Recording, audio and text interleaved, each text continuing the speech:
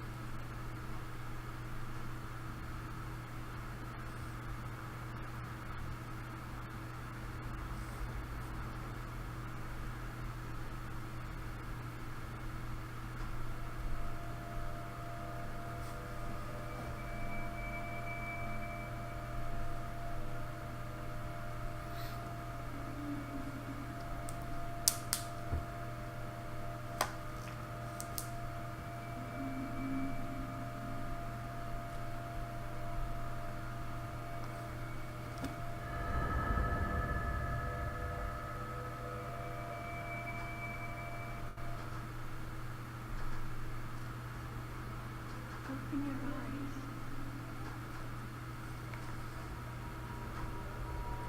Open your eyes.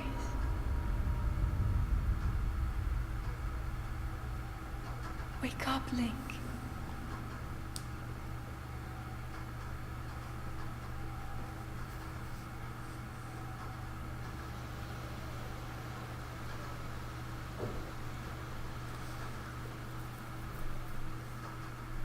So as with every good Zelda game, Link slept in a little later than he usually does this time, though. And he's hearing a voice from some girl. I wonder who that could be.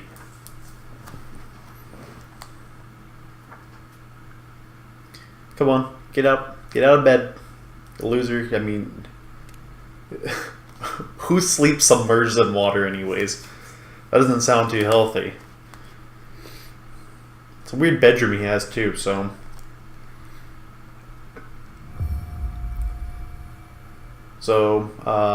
the game likes to show us off what the only thing other than where we just came from in the room is. So, that's probably important. You think maybe that dot, that one in the center of the screen? No, that's not important at all. This is what's important.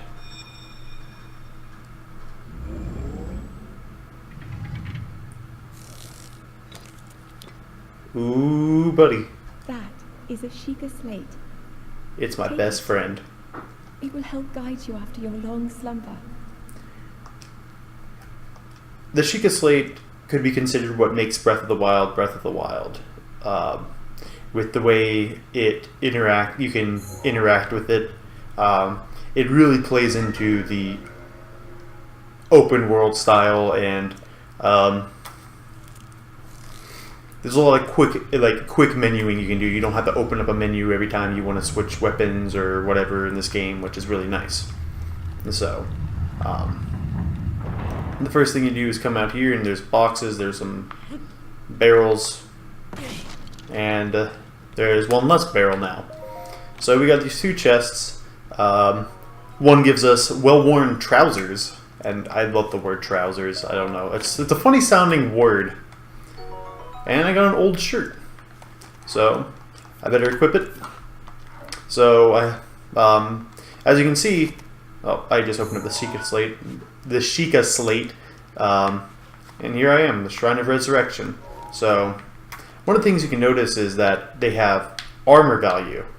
So, you can see if I unequip it, it goes down to 1. So, 1 plus 1 equals 2. So, there's actually a defense stat based off your armor value in this game, which is very different from past Zelda games.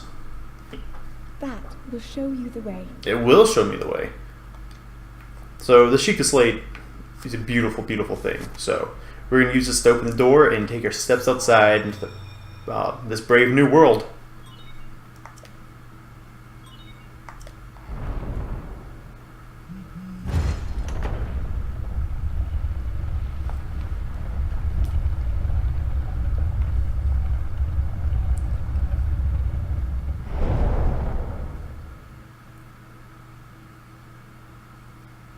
Link, you are the light. Our light. That must shine upon Hyrule once again. Now go.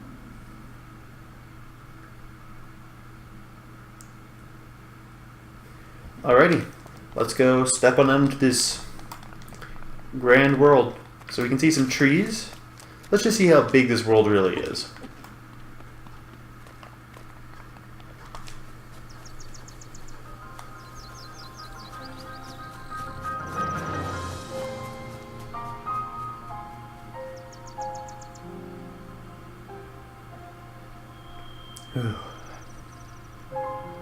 You know, everything that you see from here is a place you can go to, so it's truly phenomenal from that standpoint.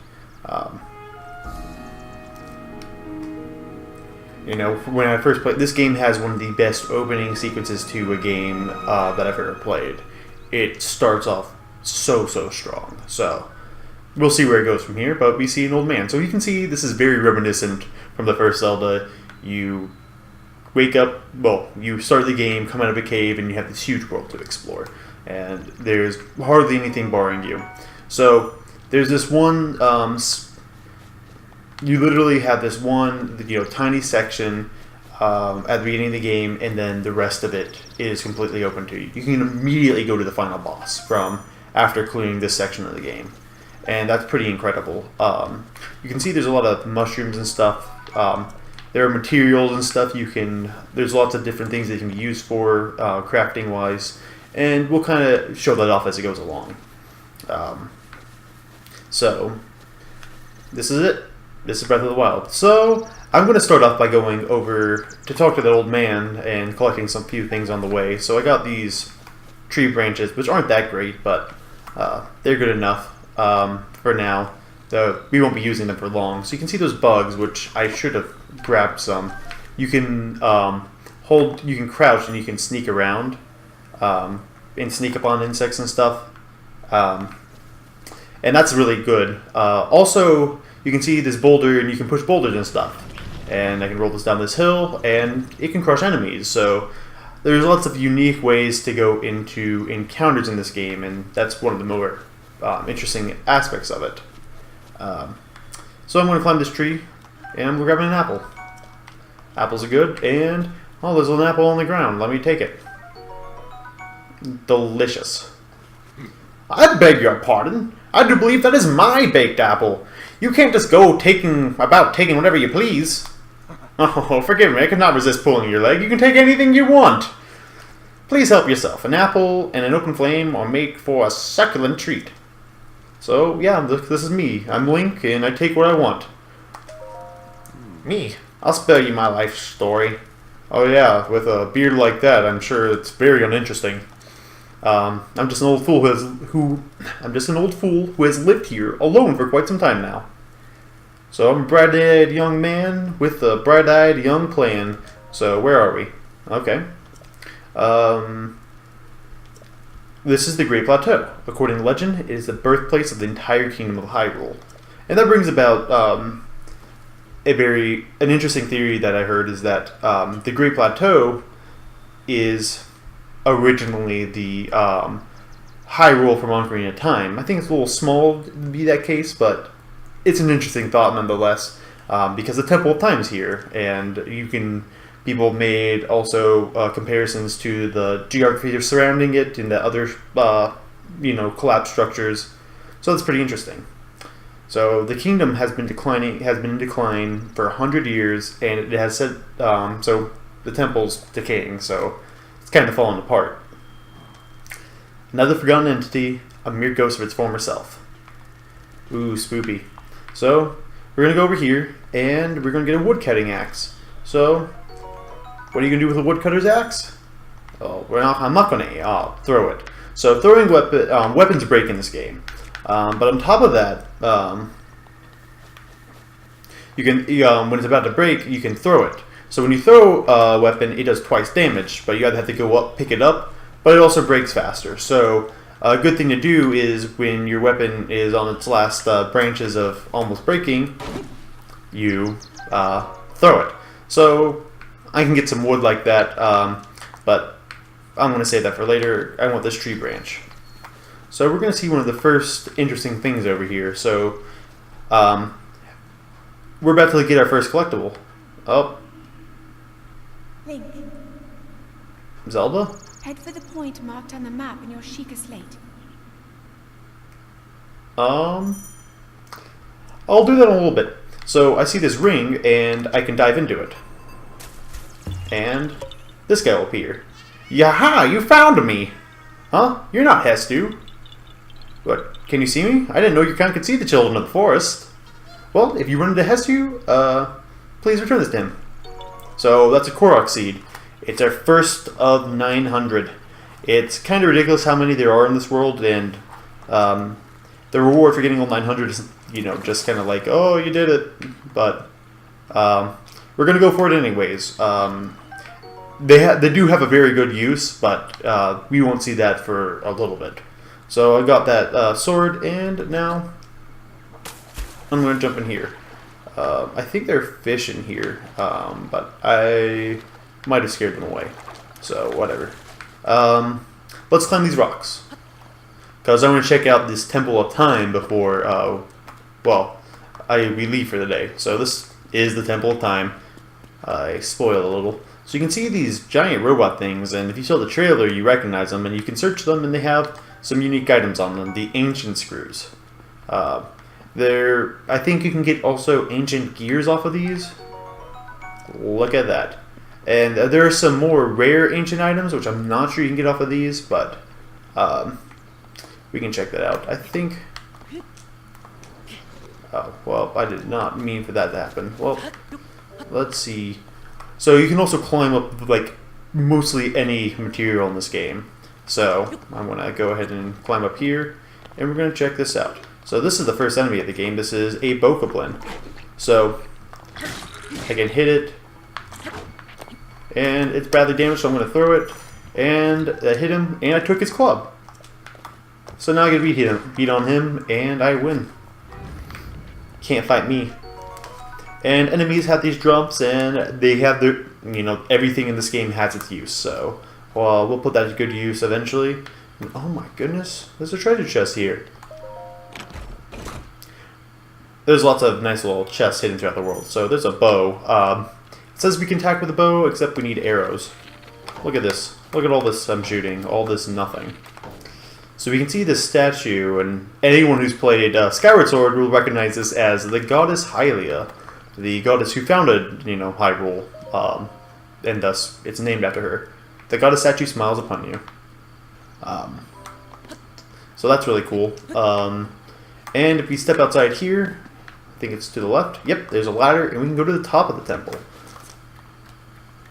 And so, one of the things you can notice is that there's a stamina bar, and stamina consumption is very important in this game when it comes to how you move around the world, but less so in combat. It has some use in combat, but it's not Dark Souls style where every swing you make costs stamina. Your stronger swings, like this, will cost some stamina, but you can use it to run, and you can use it to climb. You don't start off with too much, so you want to start being conservative with it, but for now it's good. So now I got the soldier's bow, which is a better bow. But more importantly, I can climb up here. So there's interesting ways to conserve your stamina while moving throughout the world. There's a glitch. Well, I'll talk about that in a second, but there's something, more prominent right now. So you can see, oh, this is too steep, so Link will automatically start climbing on it. Well, if you press the B button to let go, you won't fall off. You'll just not be costing stamina to go up the surface, which is pretty nice. So it can help you, and you also actually regain stamina going up the surface this way. And that's one of the best aspects of that. It's very, very useful when climbing the large mountaintops and, trying to find little slopes you can, sort of regain your stamina on and take breaks on while still moving. And so this is our second Korok, and we get this amazing view of all of Hyrule. So I think we're going to stop this episode here, and I'll finish what I was talking about movement next time. So thanks for watching. Like, comment, and subscribe if you liked what you saw, and please stick around for this journey. This is a beautiful game, and I'd really like to share it with you guys. So I'll see you guys next time. Thanks for watching, and peace out.